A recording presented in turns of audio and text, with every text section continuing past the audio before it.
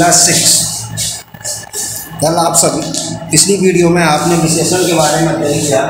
विशेषण में मैंने आपके गुणों के आधार पर अर्थात सभी विशेषताओं के आधार पर जो विशेषण भेद हैं वो पूरे करवा दिए थे आपको कि गुणवाचक विशेषण किसे कहते हैं, या परिमाणवाचक, संख्यावाचक, संकेतवाचक, सार्वनामिक या व्यक्तिबोधक विशेषण किसे कहते हैं।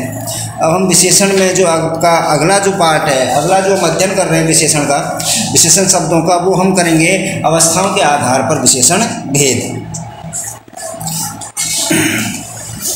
अवस्थाओं के आधार पर विशेषण भेद के बारे में हम बात करते हैं।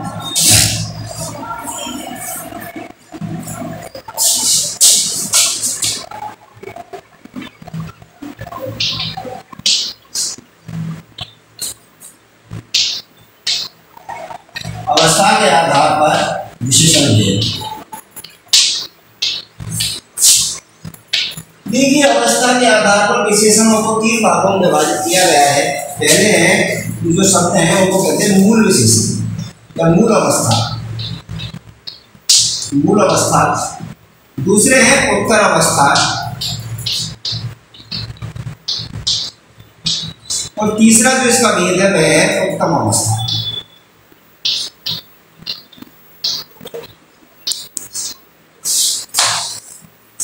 ये अवस्था किस प्रकार की होती है, क्या है, इनको सभी को समझने के लिए एक उदाहरण का सहारा ले रहे हैं। जैसे रमा सुंदर है, इस वाक्य में आप देखोगे रमा विशेषी की जो विशेषता प्रकट की है सुंदर है, ये तो हुआ विशेषी, ये हुआ विशेषण। इसमें आप देख रहे हो कि जो विशेषण शब्द है वह सिर्फ विशेषी की विशेषता को प्रकट कर रहा है, किसी के मध्य तुलना को प्रकट नहीं कर रहा है। यदि मैं इस बात को इस प्रकार लिखता हूं कि रमा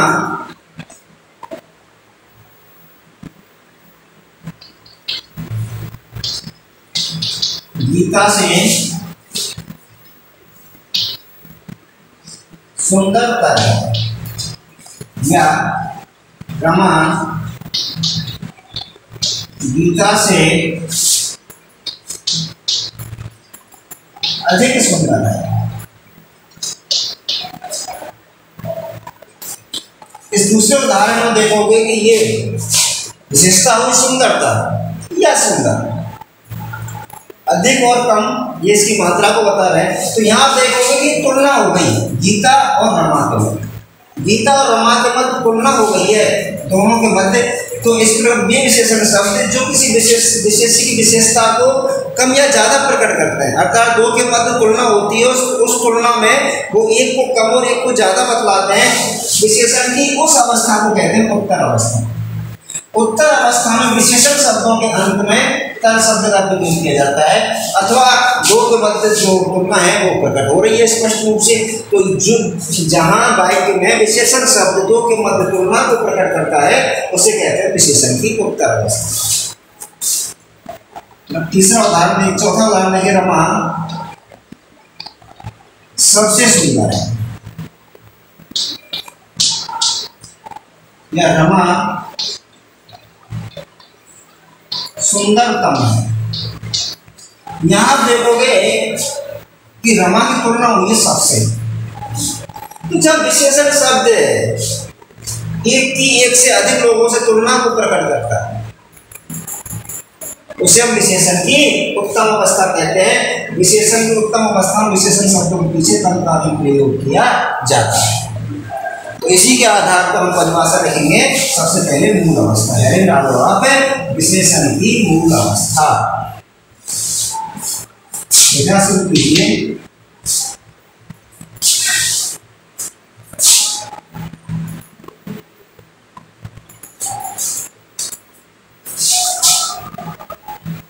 जब वाक्य में प्रयुक्त विशेषण शब्द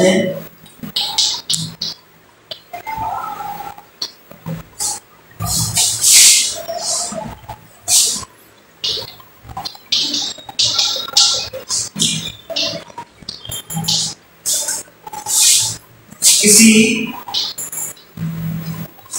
विशेष की विशेषता को प्रकट करता है, विशेषता को तो प्रकट करता है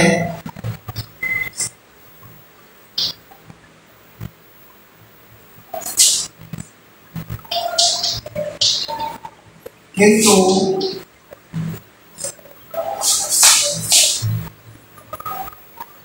तुलना को प्रकट नहीं करता है,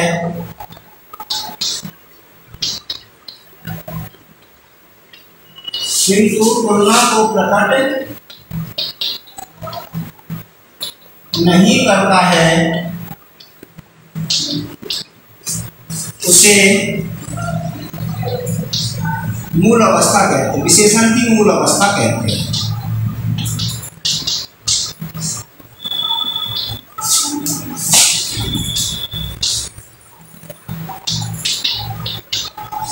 विशेषण की मूल अवस्था कहते हैं। जैसे मूल अवस्था में विशेषण शब्दों के साथ कम अधिक आदि का प्रयोग नहीं किया जाता है, साधारण विशेषता को प्रकट करते हैं। जैसे रमा सुंदर है, अगर सुंदर शब्द ने रमा की विशेषता को प्रकट किया है, लेकिन साधारण विशेषता है, किसी के मध्य कोई तुलना प्रकट नहीं हो रही। मोहन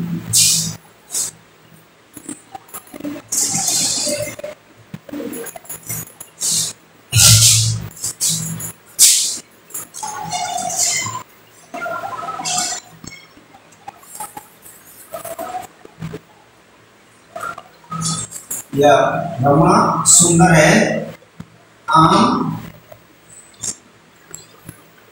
मीठा है। इस तरह आप देखोगे कि यह विशेषण शब्दों के द्वारा विशेषता तो प्रकट की गई है, किंतु यह तुलना किसी के मध्य नहीं हो रही है। नोट करिए,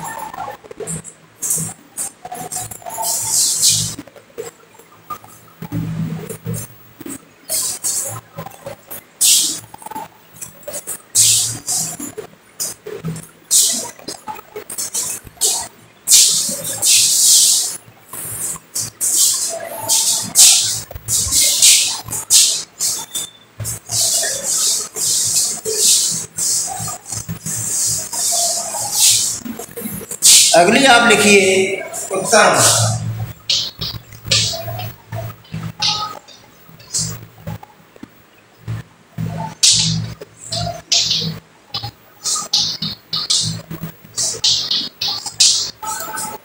उत्तर अवस्था देखना शुरू कीजिए।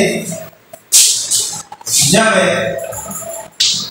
वाक्य में प्रयुक्त विशेषण शब्द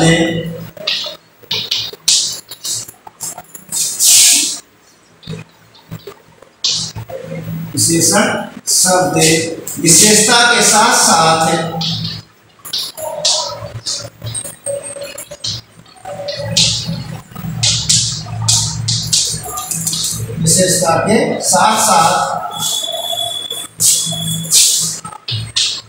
दो के मध्य तुलना को प्रकट करता है,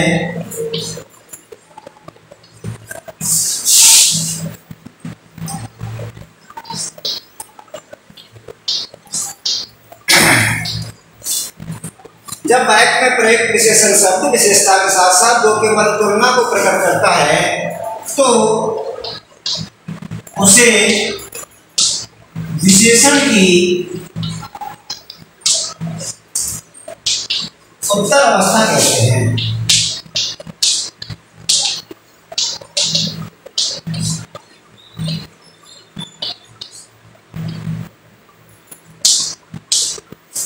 विशेष के लिए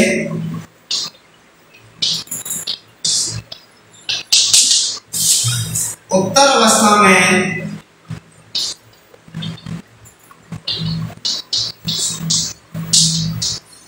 विशेषण शब्दों के साथ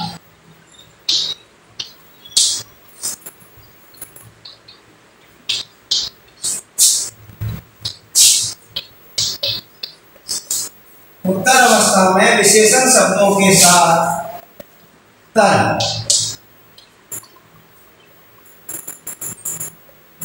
का प्रयोग किया जाता है।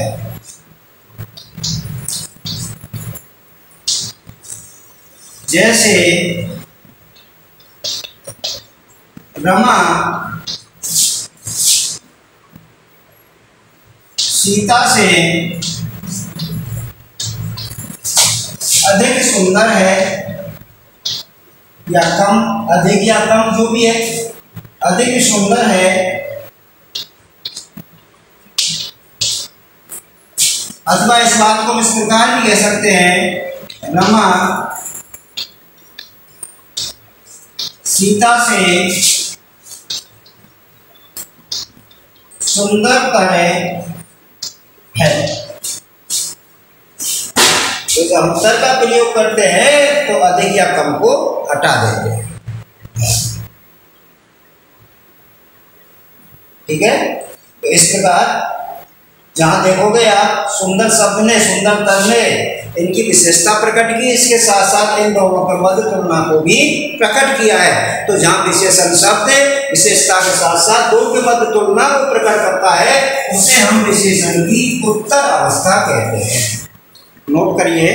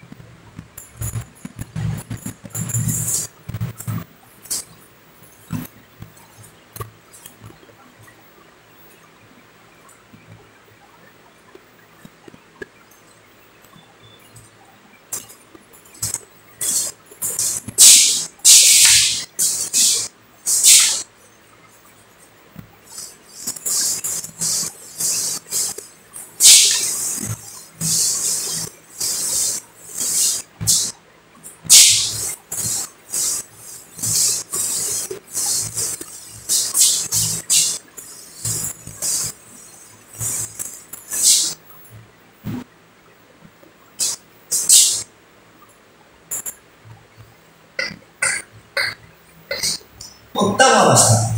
तीसरा जो भेद है इसका उत्तम अवस्था, तो देखिए जब वाक्य में विशेषण शब्द है, वाक्य में प्रयुक्त विशेषण शब्द है,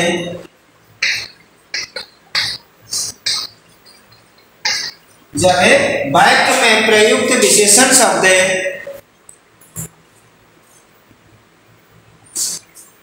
विशेषता के साथ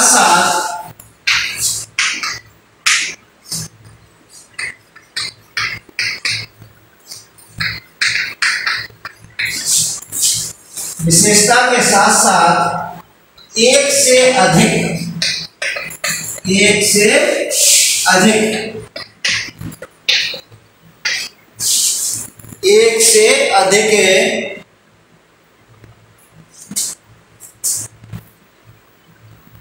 विशेष्यों, विशेष कहते हैं बेटा जिसकी विशेषता बताई जाती है, विशेष्यों के मध्य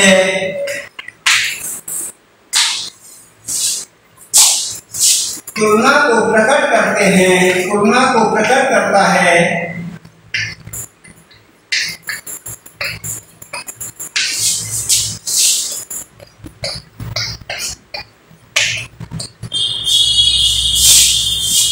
उसे विशेषण की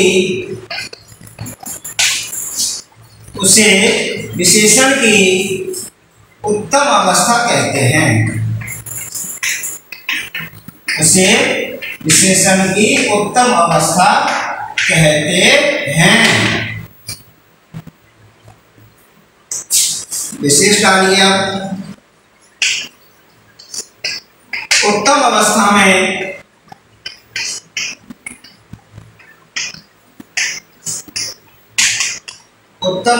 में विशेषण शब्दों के साथ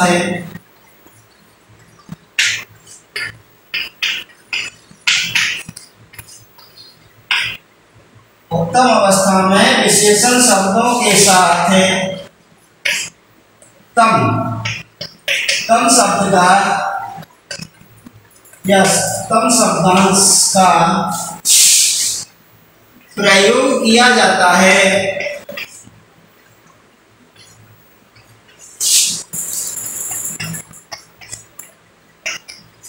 जैसे रमा सबसे अधिक सुंदर है। या इस बात को हम इस प्रकार भी कह सकते हैं कि रमा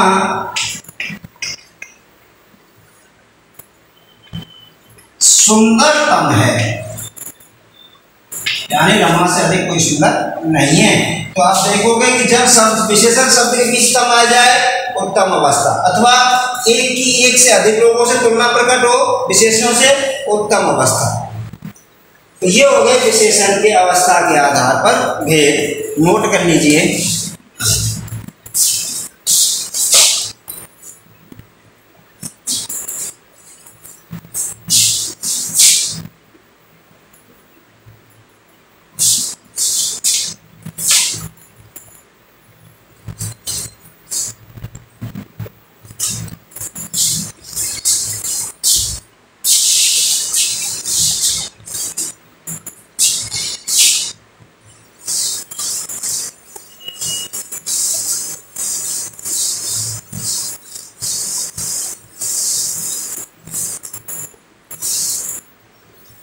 अब है रचना या बनावट के आधार पर विशेषण भेद।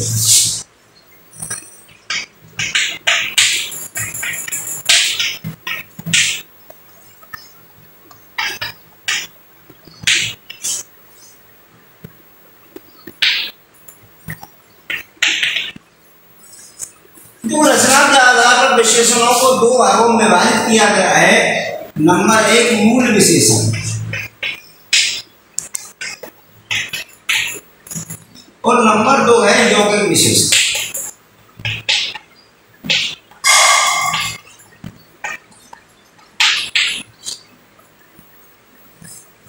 देखिए मूल विशेषण वे विशेषण शब्द जो अन्य शब्दों के योग से नहीं बने हैं, उनका विभाजन करने पर अर्थ समाप्त हो जाता है, उन्हें हम मूल विशेषण कहते हैं। अथवा इस बात को हम इस प्रकार भी कह सकते हैं कि रूढ़ शब्दों से बने विशेषण शब्द या वे रूढ़ शब्द जो विशेषण के रूप में प्रयुक्त होते हैं, उन्हें हम मूल विशेषण कहते हैं। जैसे काला शब्द का प्रयोग किया जाता है, जैसे काला घोड़ा। अब घोड़ा का प्रयोग होगा, काला घोड़ा विशेषता होगी, काला तो विशेषण शब्द हुआ काला। अब हम काला का विभाजन करते हैं तो ना तो का अर्थ रहता है ना ला का अर्थ रहता है, अर्थ समाप्त हो जाता है। तो इस प्रकार के विशेषण शब्द जिनका विभाजन करें तो अर्थ समाप्त हो जाता है। और जो रूढ़ शब्द हैं उन्हें हम मूल विशेषण कहते हैं। अब बात करते हैं यौगिक के विशेषण शब्द जो रूढ़ शब्दों के पीछे या शब्दों के पीछे प्रत्यय जुड़ने से बने, उन्हें हम यौगिक विशेषण कहते हैं। जैसे कि ऐतिहासिक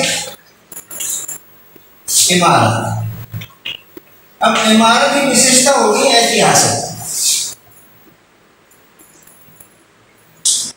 इमारत की विशेषता हो गई ऐतिहासिक। जो ऐतिहासिक शब्द है ये इतिहास प्लस एक प्रत्यय से जुड़ा बना है। जब इसमें हमने एक प्रत्यय को जोड़ा तो इतिहास का ऐतिहासिक हो गया। यहाँ ये इमारत की विशेषता को प्रकट कर रहा है, इसलिए विशेषण शब्द है। लेकिन यह आप देख रहे हो कि शब्द प्लस प्रत्यय, दो से मिलकर बना है। तो वे विशेषण शब्द जो प्रत्ययों के जुड़ने से बनते हैं उन्हें हम यौगिक विशेषण कहते हैं। तो परिभाषा लिखना प्रारंभ कीजिए। तो सबसे पहले आप नोट कीजिए रचना के आधार पर विशेषण भेद और उसमें से पहला बिंदु डाल दीजिए आप मूल विशेषण।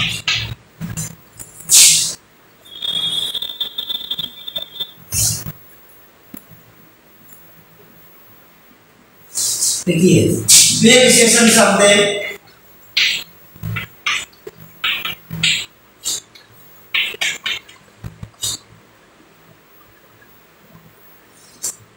जो रूढ़ शब्द हैं, कैसे शब्द हैं? रूढ़ शब्द हैं।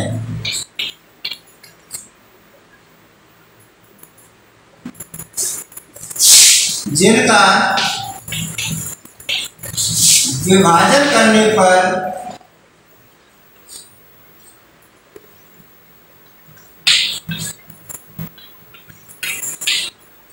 अर्थ समाप्त हो जाता है,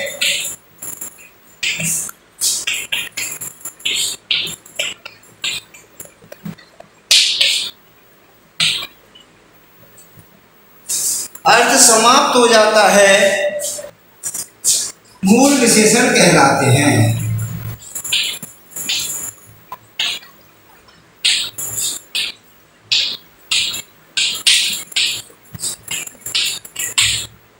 मूल विशेषण कहलाते हैं। जैसे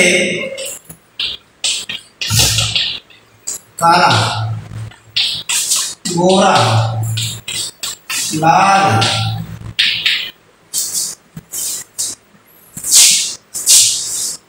मोटा, पतला, योग्य आदि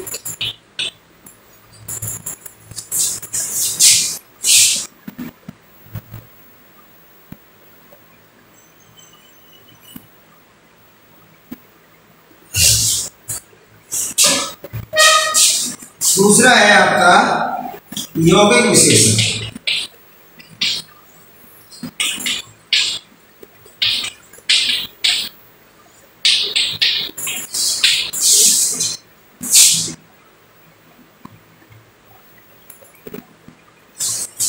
लिखिए वे विशेषण शब्द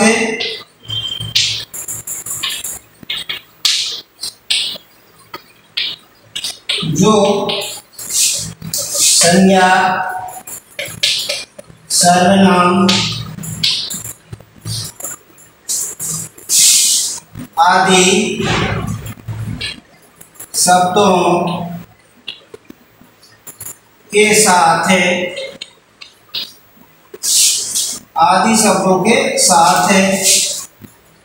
उपसर्ग या प्रत्यय जुड़ने से बने हैं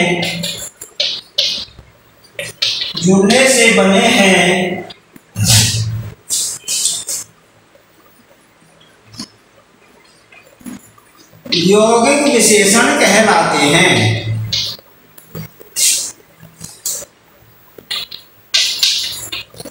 यौगिक विशेषण कहलाते हैं। जैसे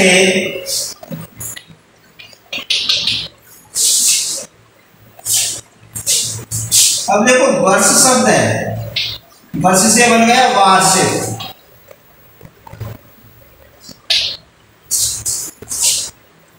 इसको वार्षिक, दयालु, ऐतिहासिक,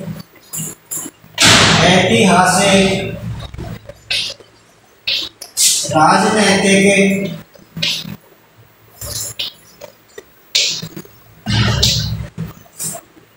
आदि